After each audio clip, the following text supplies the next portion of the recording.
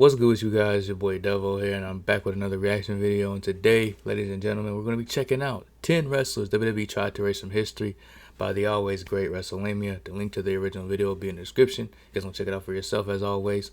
And be sure to like, comment, subscribe, and go subscribe to Wrestlelamia, man. So without further ado, let's stop yapping and get straight to the vid. 10 wrestlers WWE tried to erase from history. Be sure to subscribe and hit that notification bell for daily wrestling videos, and follow us on Facebook for exclusive lists. Number 10, Dean Ambrose. Now if Vince McMahon had it his way, it would be Dean Ambrose who? Before Moxley became the top star in AEW, he worked in WWE as Dean Ambrose. The former WWE star made a memorable debut alongside Seth Rollins and Roman Reigns as their Shield. The Shield is without a doubt one of the best factions WWE's had in its generation. The group felt fresh and exciting, especially the epic six-man tag matches, but once the group disbanded, Ambrose would be a major star in the singles division. The pinnacle of his run saw him win the 2016 Money in the Bank ladder match and successfully cash in on Seth Rollins to become the new WWE champion. Now Ambrose's title reign was pretty lackluster, but the booking deserved the blame for his uninspired title run. Unfortunately for Ambrose, the company clearly gave up on him as a top star because his run was going so poorly. He dropped the WWE title very quickly to AJ Styles at Backlash and floated around the mid-card scene until his injury in 2017. Fast forward to 10 months later, after Ambrose reunited with the Shield brothers, then shocked the entire WWE universe by turning heel on Seth Rollins after they won the WWE tag team titles. This was... Oh, never mind. He about to explain it, but I thought he was going to skip over it. He did. He turned on Seth. The same night Roman Reigns announced that his leukemia had came back. Sadly, the night that Roman Reigns announced that he was stepping away from WWE due to having leukemia. The heel turn itself was brilliant and everyone was excited to see what Dean Ambrose could do as a heel, but unbeknownst to the fans, this would be the beginning of the end for Ambrose. Somehow, WWE even screwed up the build to Dean Ambrose versus Seth Rollins, and Ambrose became a cartoon villain who was forced to do WWE's live and this whole thing with the gas mask, bro.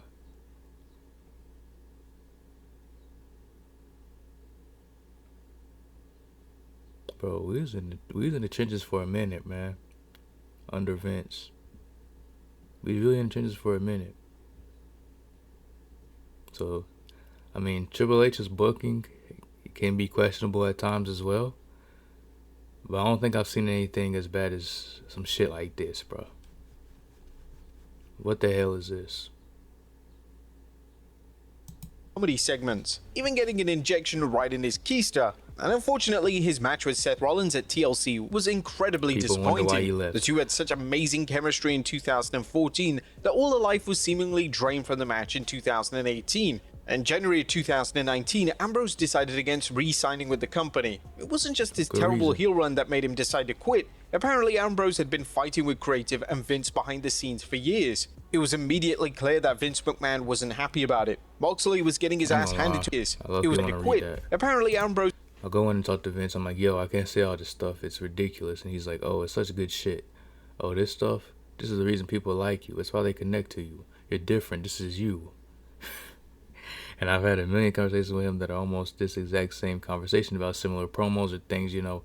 This is you. It's such good shit. This is what makes you, you. And I said, so I'm an idiot. And he goes, no, haha, it's you.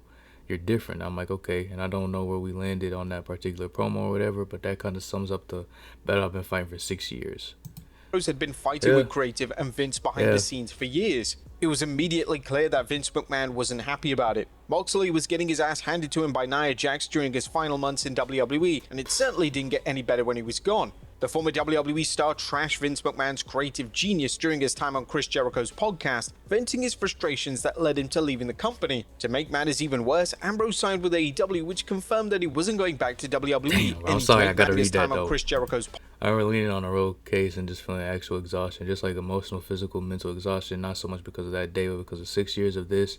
6 years of having to go into this man's office, this old man, and trying to explain to him why wearing a surgical mask is a stupid idea, why carrying a little red wagon to the ring is a stupid idea, why I'm maiming a mannequin in the ring is a stupid idea. I was done. Yeah, can't blame you, bro.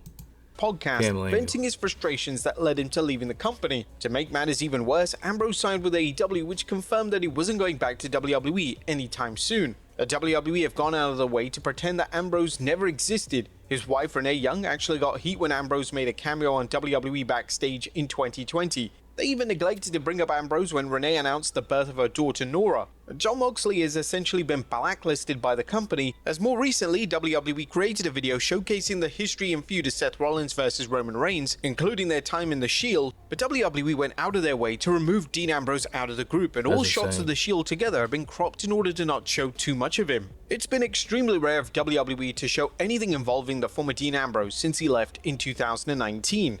Number 2, Chris Benoit. Yikes. Chris Benoit should be the least surprising name on this list. Yeah, the former WWE World Heavyweight Champion certainly has a Hall of Fame career, but when news first spread about Benoit's death, Vince actually dropped his own death angle and hosted a night that featured the best of Chris Benoit's matches. But when reports confirmed that Benoit's death had been ruled as a murder-suicide, WWE quickly distanced themselves from Benoit. The triple threat match at WrestleMania 20 basically doesn't exist. Neither does their unforgettable moment of Eddie Guerrero and Chris Benoit celebrating as WWE and World Heavyweight Champion at the end of WrestleMania 20. Any mention of Benoit on WWE programming has been outright banned, and this goes further not only just in programming, but in their literature as well. They simply can't blame WWE for staying away from Chris Benoit because there's no justification for his actions. WWE fans had even hijacked the Thunderdome as pictures of Benoit were in the crowd audience. Obviously, they were quickly taken down, and that fan was banned from ever signing up to WWE's Thunderdome. Now, even with Vince McMahon gone, there's little doubt Triple H would ever start to showcase Chris Benoit in any sort of light on WWE programming. He's essentially been erased forever. Number 3, Jimmy Snuka.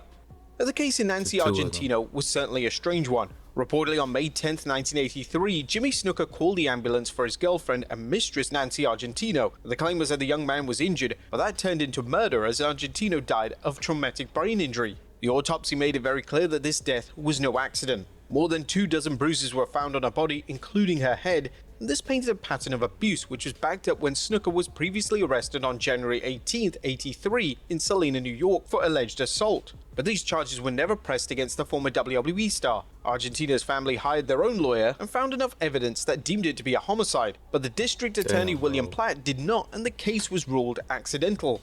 Despite the incident, Snuka still held his position in the WWE, and even though he wasn't featured as much on WWE television, he still had a successful career, even being inducted into the WWE Hall of Fame in 1996. However, when the Argentino case was reopened in 2013 thanks to the newspaper The Morning Call, who raised serious questions about the strange circumstances surrounding her death, it forced the police to reopen the case. It was Snuka himself that got the police to reevaluate what exactly happened on May 10, 1983, and in his autobiography he stated that Nancy simply slipped and fell while going to the bathroom at a rest stop. Well, sounds believable, right? Well, it could have been if Snuka didn't tell investigators a different story in 1983. Snuka told them that he and Nancy were fooling around outside their motel in Allentown, Pennsylvania, and he accidentally hit her and she fell. Snuka was soon arrested and charged with third-degree murder and involuntary manslaughter in 2015. WWE immediately wiped every trace of Jimmy Superfly Snuka, and even revoked his Hall of Fame induction. WWE made an official statement saying, Jimmy Snuka's non-wrestling legends contract has been suspended, and we are currently removing his images from our media platforms pending the outcome of this case.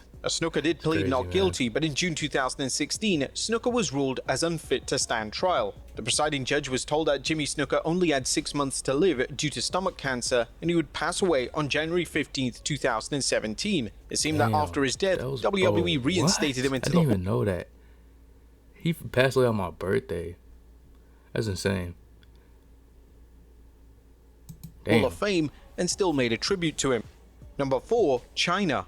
Now, unfortunately, China didn't leave WWE on the best terms in 2001. There are several factors that fractured a relationship with the company. The first was that China found out that Triple H was having an affair with Stephanie McMahon. The former WWE Women's Champion detailed the moment she found out about Triple H and Stephanie's fling, revealing on open radio that she found a love letter addressed to Hunter. And as you can imagine, China was devastated. But that wasn't the only factor for her exit. WWE successfully turned China into a huge star, and according to Jim Ross, China felt that she deserved Stone Cold Steve Austin levels of money. WWE never caved into this demand, and they eventually fired her after negotiations fell flat. But even though her exit wasn't a good one, it wasn't the deciding factor on WWE blacklisting the ninth wonder of the world. Her decision to become an adult film star certainly did. China's venture into the seedy adult entertainment world didn't particularly align with the company's PG brand. Although WWE and Vince had done numerous deals with Playboy and which didn't make sense because they literally portrayed their women superstars as basically prostitutes, and sluts. No disrespect to the women, but literally, I mean, we had bra and panty matches with all type of shit, just basically portraying these women as nothing but objects. Because of Vince. Because he thought that shit was funny and all that, and yeah. And then they doing Playboy shit, but she can't do adult film stuff. But you already crossing the line, you know what I'm saying? You already stepping up to the plate. But you know what I'm saying? Hey, it is what it is, though, I guess. Case Playgirl, this seemed too much for WWE to handle at the time. There were points where Chyna tried to reach out to Vince and company. In fact, she notably had a manager call WWE headquarters for a documentary, The Resurrection of Chyna, in 2015, but the women on the phone stated that she was instructed to not take any calls from her. They were never given a reason why. Chyna was virtually blacklisted from WWE and virtually wasn't mentioned until her unfortunate death in 2016. It's a shame that WWE waited until after her passing to put her in the Hall of Fame. But this, however, wasn't a sole induction, it was part of the D-Generation X stable. Currently, there are no plans to induct her as a sole inductee. Number 5. Fabulous Moolah. Crazy. Fabulous Moolah is a pioneer in women's wrestling. There's no doubt that the former WWE Women's Champion deserves a place in the history books of professional wrestling, but the truth about Fabulous Moolah is that she is a terrible human being. You see, Moolah may have been an important figure for women's wrestling during a time, but the allegations against her are quite heavy. Moolah had been accused of abuse, trafficking, and facilitating rape. Numerous girls who trained under Moolah supported these claims, including former WWE wrestler Mad Maxine. The Fabulous Moolah was a real-life heel. A lot of women paid to train at her school and then went out on the road. They risked life and limb in their matches, and she repaid them with the worst kinds of abuses. She skimmed their money, she ignored women who were badly hurt, she pimped women out to creepy men, and on and on. She was not a mother figure, she was more like Kali, the Indian goddess of destruction. I met her in my early 20s, and I had never met such a monstrous person. However, there were defenders of the former WWE Women's Champion as well, namely Selena Majors and Beverly Shade. Moolah was heavily featured on WWE programming during the late 90s and early 2000s alongside Mae Young, but the backlash for the Hall of Famer didn't come until the company decided to make a female version of the Andre the Giant Memorial Battle Royal. In 2018, WWE created the inaugural Fabulous Moolah Battle Royal, but they were instantly hit with a wave of backlash. At first, Vince didn't budge and kept the name despite the ongoing criticism, but fans also sent feedback to Snickers, a sponsor for Wrestlemania 34, and though it hasn't been confirmed why Vince suddenly changed his mind, it's likely due to its valuable brand not approving of the company's decision to use Fabulous Moolah's name for the Battle Royal. Now, Moolah still remains in the WWE Hall of Fame, though her name hasn't been mentioned since the Wrestlemania 34 controversy. Number 6. The Ultimate Warrior. The Ultimate Warrior DVD is the very definition of a hit piece. Now let's be clear, the Ultimate Warrior wasn't exactly a great person behind the scenes. There are plenty of things that he's done and don't paint him in a good light. For instance, Bret Hart stated in his autobiography, Hitman, My Real Life in a Cartoon World of Wrestling, the former WWE champion went out of his way to ignore a Make-A-Wish kid who had cancer. Okay, I've been to that, okay, I ain't gonna lie, ignoring the Make-A-Wish kid who has cancer is insane. I bent over to say hello, as did all the other wrestlers on the way into the dressing room. It was odd, but there was Warrior actually sitting with us. He usually kept to himself in his private dressing room. By the time the third match started, the WWF public relations rep poked his head in and politely asked Warrior if he was ready to meet the dying boy. Warrior grunted, "In a fucking minute. I'm busy." Whoa. I thought to myself, busy doing what? Talking to a bunch of guys you can't stand anyway? As we rounded a corner down the backstage ramp, we came upon the boy and his weary family who had been moved there so as not to get in the way of Warrior's entrance. I thought, that lousy piece of shit. So, there are plenty more negative incidents that don't particularly showcase the Ultimate Warrior in a good light, but when it comes to WWE, the Warrior and Vince McMahon didn't particularly have a great relationship. The WWE Hall of Famer was fired 3 times, the first in '91 where the Ultimate Warrior held a figurative gun to Vince McMahon's head, and at least according to the former CEO in a 2005 documentary, the Warrior had asked for $550,000 for WrestleMania 7, guaranteed days off and equal payoffs for shows and merchandise as Hulk Hogan. Vince initially played along and agreed to his demands until after his SummerSlam match where Vince suspended and then fired the Warrior. The Hall of Famer came back years later, but he was released due to a failed drug test. He then returned to WWE in 1996. He got a huge win over Triple H at WrestleMania 12, but the Warrior was fired 3 months later due to no-showing events. The former WWE champion was not seen or talked about on WWE television for over a decade. However, officials did actually contact him to be a part of the self-destruction of the Ultimate Warrior documentary. The Warrior turned down the offer, but that didn't stop WWE from carrying forward and assassinating the man's character throughout the DVD.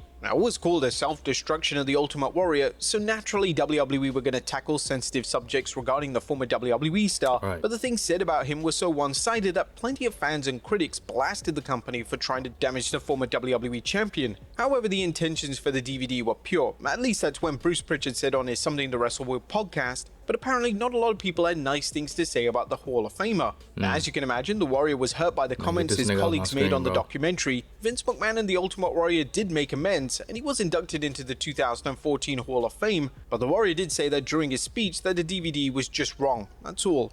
It didn't make me angry, but it also was hurtful. Since the WWE inducted him into the Hall of Fame and also made a legacy award out of his name, they've tried to erase the DVD from their histories. Sure, you can find it on places like Amazon, but the company has tried their damn hardest to make sure he really died the day after he did that speech on Raw.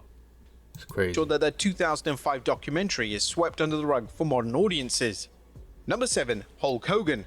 There was once a point where Hulk Hogan was no longer in the WWE Hall of Fame. This goes back to the Hulkster being caught using racial slurs on an audio tape in 2007 that led to him being fired and removed from the Hall of Fame. Hulk Hogan literally admitted to being a racist, and then he proceeded to say the N-word multiple times. Hogan was in hot water during this time and went on tour claiming that he's not a racist and he didn't know that he was being recorded. Even though Hogan states that he apologized backstage, many wrestlers feel that he didn't. But once Hogan allegedly made amends with the locker room backstage, WWE I ain't listening to none of this shit about Hulk Hogan. Fans have. Ric Flair is one of the most decorated men in professional wrestling history. Yeah, I mean, However, for a he ain't too brief much period of better. time, the Nature Boy no longer existed in WWE. This happened immediately following the Dark Side of the Ring airing the Plane Ride from Hell episode in 2021, where the former world champion did not look good. The Plane Ride from Hell was a long-rumored incident that saw Scott Hall and Kurt Hennig fired, and as for Ric Flair's part, the Hall of Famer allegedly stripped off his robe in front of a flight attendant, but the most damaging part was the testimony from Heidi Doyle, as she went into detail about what happened between her and Flair. And I was in the galley. The galley is where our little kitchen area on an airplane. Ric Flair was naked in a cape only, and then he decided to come back to the galley to get a Coke, and then he wouldn't leave the galley. He had me back against the back door, and I couldn't move. I couldn't get away from him. I couldn't move. He was spinning around his penis, and he wanted me to touch it, and he took my hand and put it on him. And he kept me back there for, I don't know how long, but it felt like a really long time. It wasn't short, like it was minutes. And I asked him to please stop, and he wouldn't. Now, it didn't help that Rob Van Dam corroborated the allegations by stating that he saw the entire incident. I remember him crowding the flight attendant, like in the aisleway back there by the bathroom where it's like real skinny and you can't fit 2 people through there and stuff. I remember him like crowding her and trying to make her touch him and stuff. Now, LVD later clarified his statement by saying that he didn't see that or say that. He noted that the creative editing will have people hearing it in different ways, but regardless of his comments, it was too late for Flair. The WWE Hall of Famer was losing brand deals, and WWE opted to distance themselves by removing his merchandise from WWE shop and pulled his image from the intro and the opening credits of WWE shows. Number 9, Brock Lesnar. Brock Lesnar has arguably been WWE's biggest star for over the last 2 decades. He was the youngest wrestler to win the WWE Championship at one point, and he was the first man to beat The Undertaker at WrestleMania. He's also the only man to compete in the WWE and UFC at the same time.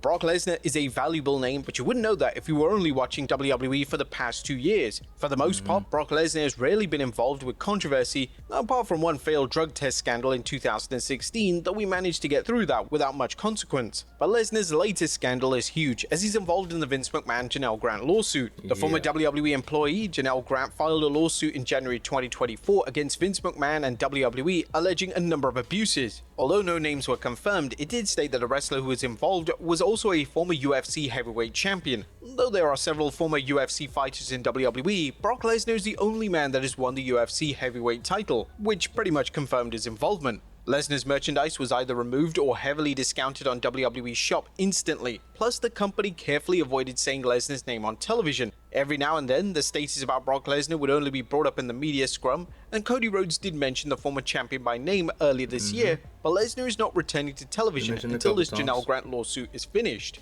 Now currently it's unknown whether Brock Lesnar will ever return to WWE. He's approaching 50 and he's not a man that's short of cash. Whether he returns all depends on this case. And number 10, Vince McMahon.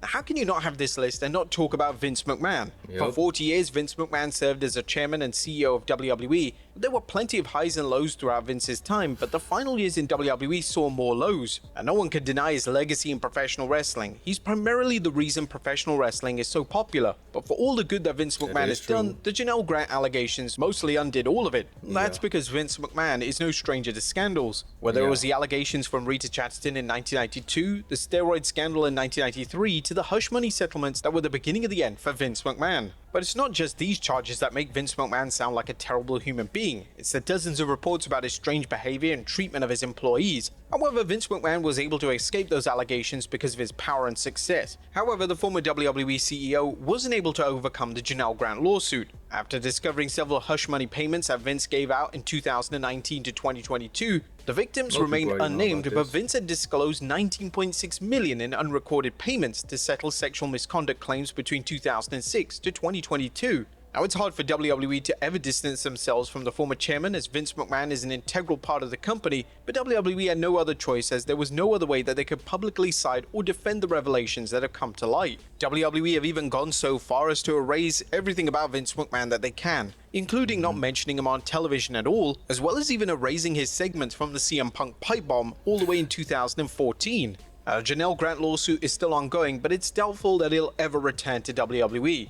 But there you have it, folks. 10 wrestlers WWE tried to erase from history. Be sure to leave your comments down below. I'll see you next time with some more wrestling content. Yep, I ain't gonna lie. Hey, that was pretty long video, so I try my hardest not to pause so much, but it's hard, bro. But I was for sure skipping that Hulk Hogan shit. I mean, majority of these people on this list aren't much better. I don't know, man. I just can't. I mean, I don't condone any type of action towards, you know what I'm saying? You know, women, kids, all that shit, man. But it's, yeah, man, come on. I mean, most of the people on this list are terrible people, but so they deservedly do need to get erased from history. But yeah, that's really all I got for you guys, you know what I'm saying? Let me know y'all's thoughts down below. Let me know some other things y'all want me to check out. You know what I'm saying? Be sure to like, comment, subscribe, and go subscribe to Wrestlelamia, man. And that's really all I got for you guys. I appreciate y'all for coming through, and I'll see you guys next time.